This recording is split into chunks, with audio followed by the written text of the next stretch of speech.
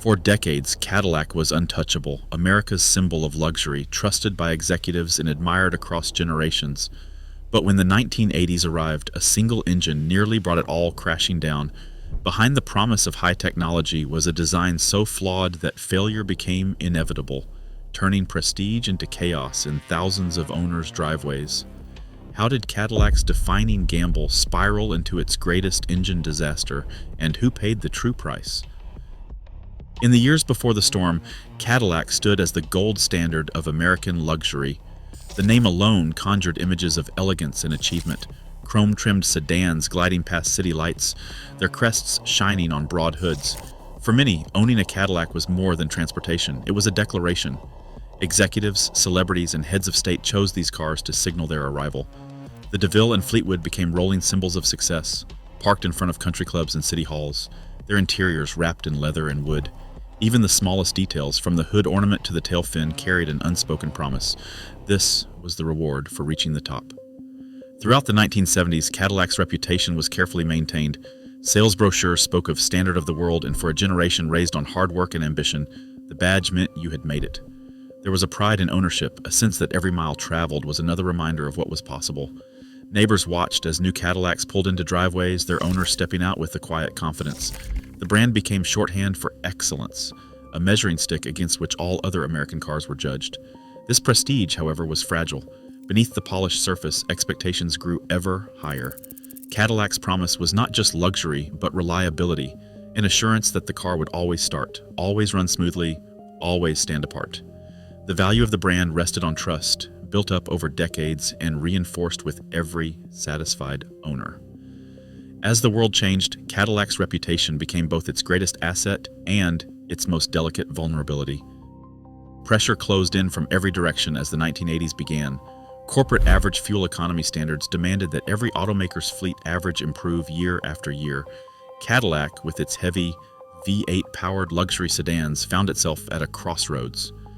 The old guard of massive engines could not keep up with new regulations, and the recent V864 experiment, General Motors' ambitious attempt at variable displacement, had collapsed under its own complexity.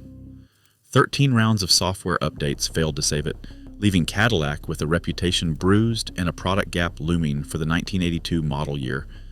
Meanwhile, a brand new engine plant in Livonia, Michigan stood ready and waiting.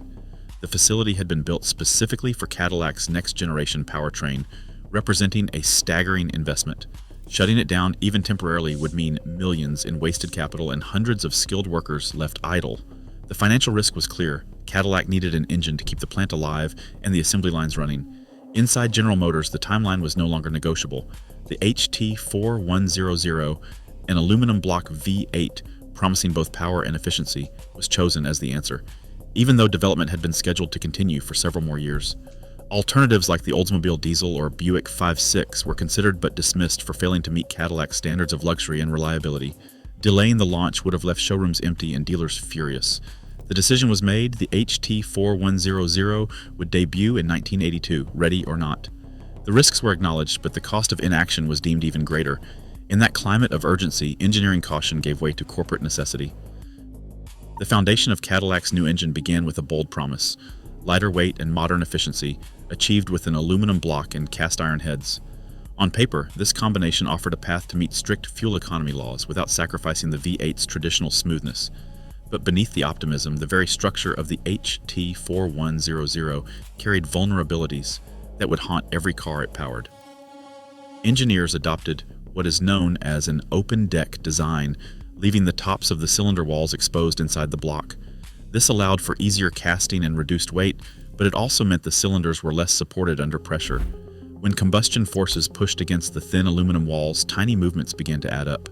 Over time, these small shifts created stress points, especially where the iron liners met the softer aluminum. The decision to use aluminum for the block and iron for the heads introduced a second, more subtle threat. Aluminum expands and contracts nearly twice as much as iron when heated and cooled. With every engine start and stop, the block and heads moved at different rates.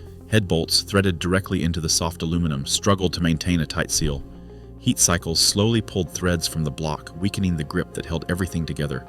Even before the first customer took delivery, engineers knew that repeated expansion and contraction would eventually compromise the head gasket's ability to keep coolant and oil apart. Complicating matters further, the casting process for the aluminum block left microscopic pores throughout the metal. These tiny holes, invisible to the naked eye, allowed coolant to seep through the block itself. No amount of careful assembly could prevent leaks from forming over time. The result was a foundation that, while advanced for its day, was inherently fragile. That fragility set the stage for a cascade of failures that would soon follow. Head gasket failure on the HT41100 was never a quiet affair. When the thin barrier between combustion and cooling systems gave way, coolant and oil mixed instantly, turning the lifeblood of the engine into a thick brown sludge.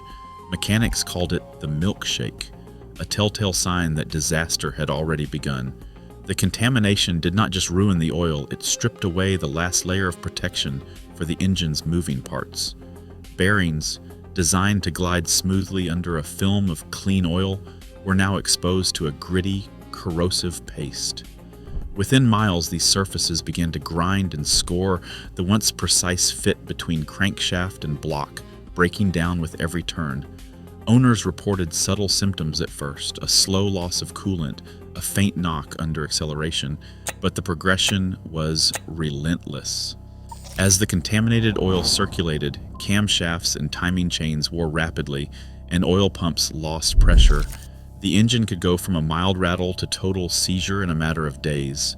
Some cars failed before reaching 30,000 miles, most before 60,000 miles, a shocking figure for what was supposed to be the pinnacle of American luxury.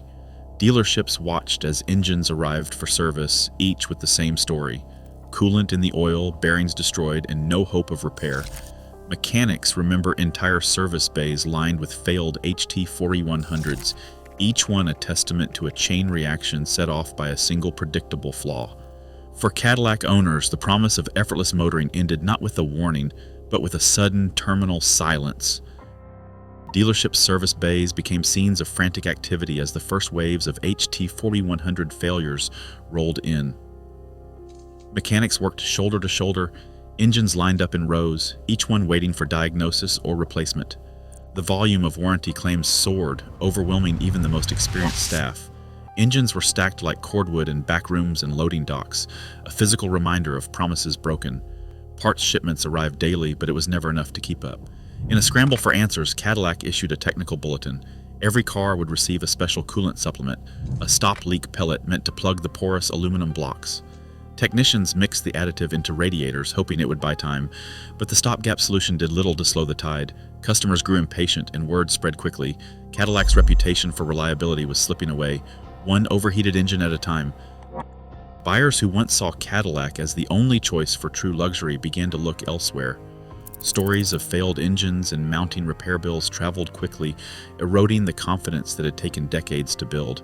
For many, the HT4100's troubles were not just a mechanical defect, but a personal betrayal, proof that the old promise could no longer be trusted.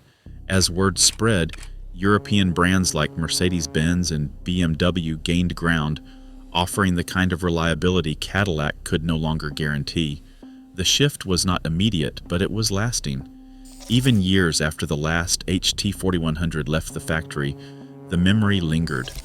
The badge that once symbolized achievement now carried a question mark, leaving Cadillac to reckon with a legacy that would not fade quietly.